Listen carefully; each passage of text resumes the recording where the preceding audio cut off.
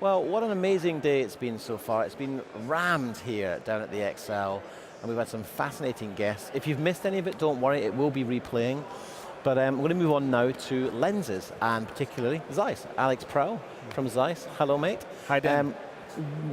Let's talk first really about the success of the Loxia. It's incredible, isn't it?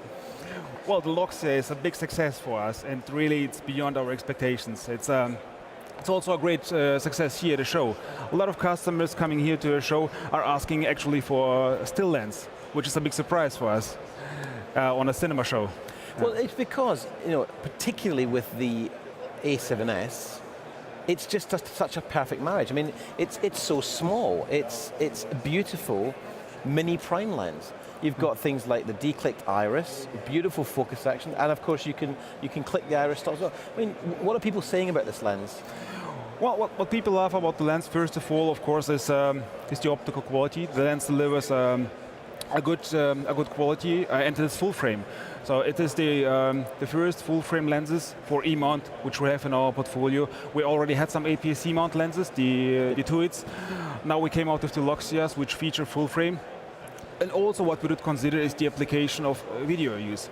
So as you already mentioned, you are able to declick the iris by yourself in just 1 or 2 seconds of time, and you can use the lens for both stills and videos with a very nice, smooth focus rotation of 180 degrees.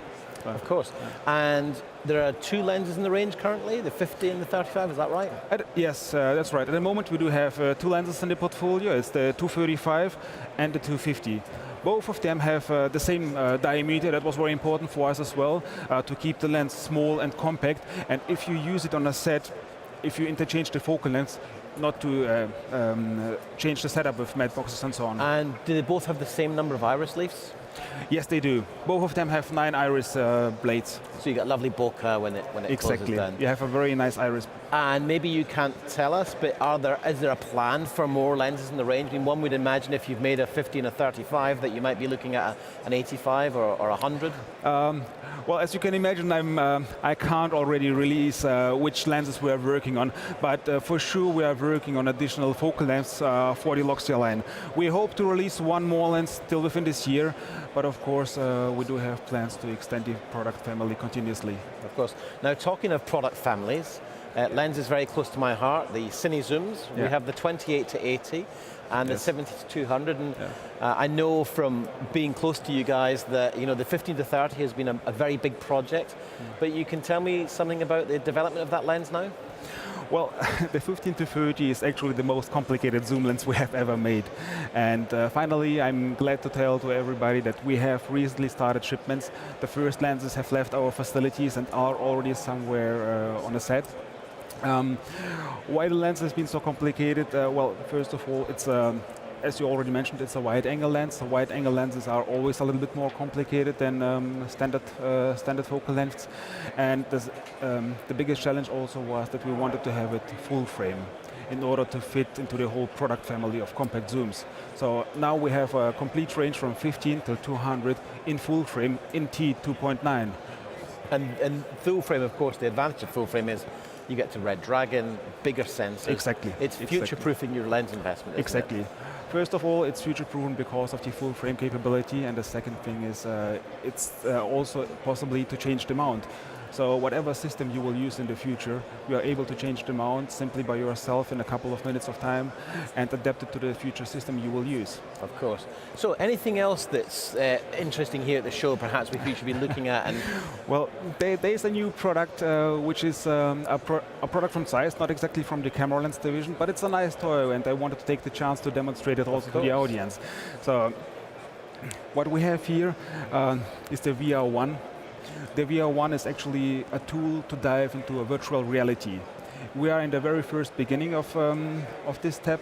This product has just been launched a couple of months ago, and is available for online sale only at the moment. All you need to dive into a different world is an iPhone or a Samsung Galaxy S5. You insert this phone is the iPhone 5, is it? That is the 6. That's the 6. Yes. So both work, iPhone 6 or the Galaxy S5 from Samsung. So all you need to insert the phone into the tray, There's a number of apps already available in the App Store. One of them, for example, is the Cube app, which features augmented reality. That means that you add virtual stuff into the reality. So, for example, if you would wear these. For the benefit of those watching, this is kind of tricky. I'm going to enjoy this, but I'll try and describe what I can see. So what I'm seeing now is a camera image of exactly what I'm looking at. So he's using the iPhone camera to track the scene. Seems pretty normal. If you now hold the mask in front of your eyes and look at the cube, you will see additional avatars coming to the reality. Yeah, there's basically an avatar now, a 3D graphic image standing on top of this box, and as I flip the box, the character changes to a kind of weird kind of brown character. It's difficult to describe. Oh, we've got some ape, and it's incredible. I mean, really what this is doing is I'm moving this box around, and the character is jumping around on top. What's the likely application for this? Well, you have several kinds of applications. For example, 360 degrees images, so where you as a user can dive into different worlds. So you can be in a museum without being there in reality. So all you need is the image to be on your phone, and you can feel like, for example, in Apollo 11, there's an app existing where you can feel like you are in the middle of the Apollo 11 mission.